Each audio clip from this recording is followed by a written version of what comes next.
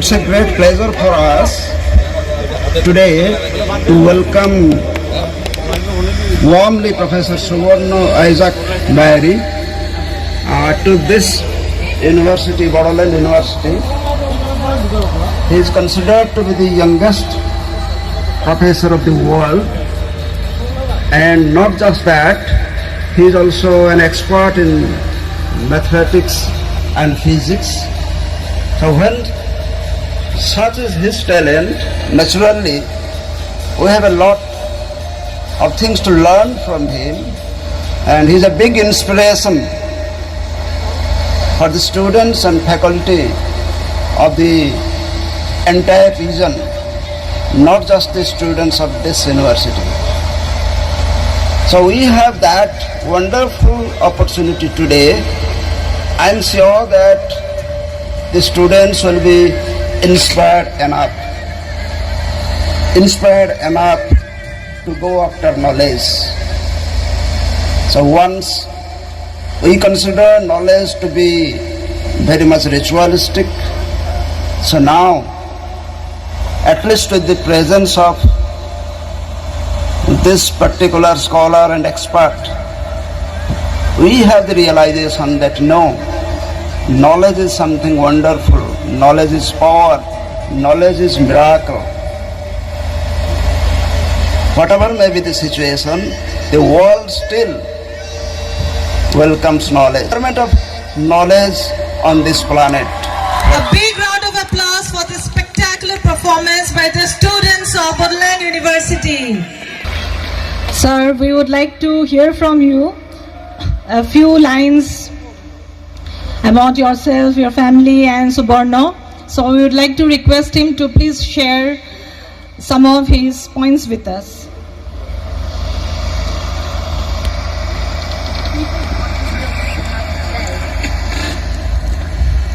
নমস্কার।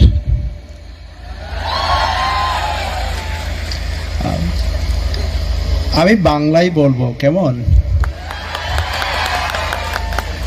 সুবর্ণ জন্মগ্রহণ করেছে এপ্রিল মাসের 9 তারিখ 2012 সালে নিউ ইয়র্কে, ইউনাইটেড স্টেটস।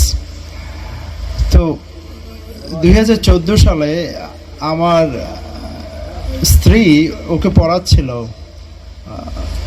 1 + 1 = what, and সুবর্ণ উত্তর ছিল 1 + 1 যদি 2 হয় তাহলে n + n = what, mom? তার মা হঠাৎ করে শিক্ষক থেকে ছাত্র হয়ে গেল, সে বুঝতে পারছিল না ওটার জবাব কিভাবে দেবে। তো তার মা এটা আমাকে জানালেন। এরপর আমি তাকে কিছুটা চেষ্টা করলাম আমার মতো করে শেখাতে। তো সে যখন 4 বছর হয়ে গেল, তো সে তখন আমাকে পড়ানো শুরু করলো।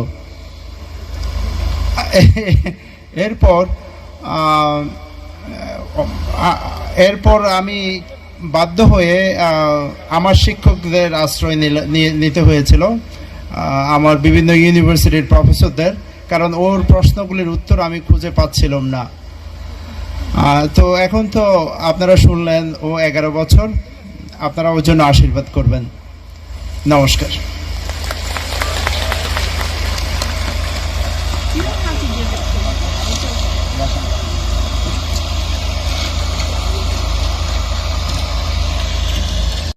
University. I'm so excited to be able to speak to you all right now, and I am so honored that you have chosen to help me communicate math and science to you. So I love math and science very dearly, and I hope that by the end of this session you will love it too. So before I think this is an interactive session, so you will get to ask some questions on the spot and I will answer them.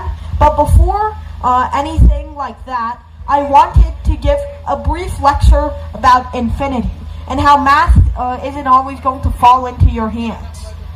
So I guess let's start with that. Infinity is a very confusing number Some say it's not even a number. Some are confused by the concept. It's just something that you can't grasp. It's something that you can't pull into the real.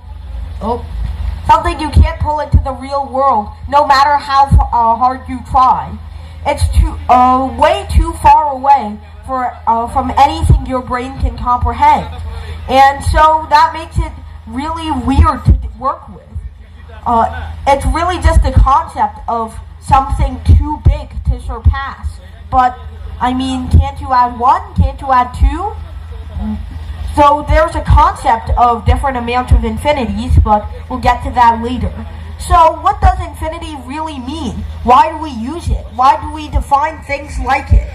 Well, we don't just define it for fun. We don't define it because we wanted to. We define it because it's a useful notion. Sometimes to describe the real world, we have to leave it.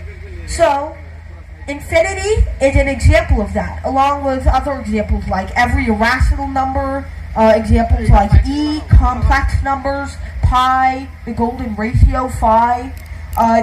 Negative numbers themselves are technically are not a real concept, but these are the things that we have to pull out of real life in order to depict the real world. So sometimes, technically, I think I've heard somewhere that you can do math without complex numbers, but you'll run into notation issues everywhere. It's extremely hard. Sometimes we define things for convenience, not because they are actually a parallel to the real world. So, math can be hard to imagine sometimes, but you don't always have to get a good grasp or a good hold on what something is. Just to be able to work with the concept, you don't have to fully understand exactly what you're working with, because no one can truly pull the square root of -1 or something that's infinitely big into the real world. In fact, now we have a study of infinities themselves. Well, not really. It's a subtopic of set theory. It's what people call cardinality, which is essentially measuring the size of infinite sets. So, infinity is a very untangible concept, and sometimes we have to keep it that way. Sometimes we can't quite stay within the real world when describing it. So, don't feel overwhelmed if you just can't get a grasp on what you're working with when it comes to math. You sometimes have to rework your brain to get into the details. But once you understand the details and you've done the details, you can mostly gloss over them. But don't let this encourage you to totally ignore them. So, that's all for me, I guess. Math isn't always going to be just a parallel to the real world. Math doesn't just always describe something in reality. Sometimes we have to go a little further than that, and that's okay. So don't feel overwhelmed when trying to understand concepts like these. I guess that's all. So that's all I want to say for now.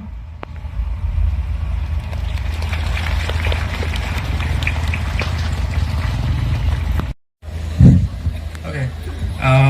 You have talked about infinity, and you have given some examples also like pi, right? So, can you give us some real-life example on infinity?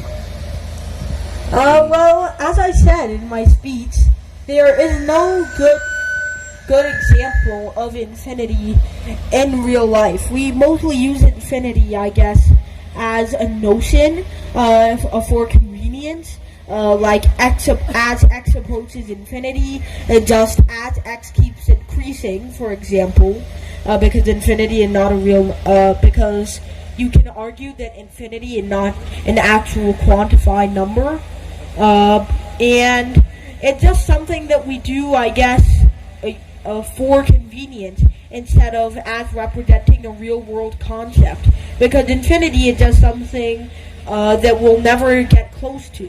There were only 10 to the 80 particles in the universe. That's an estimate from a different scientist, I think, Neil deGrasse Tyson.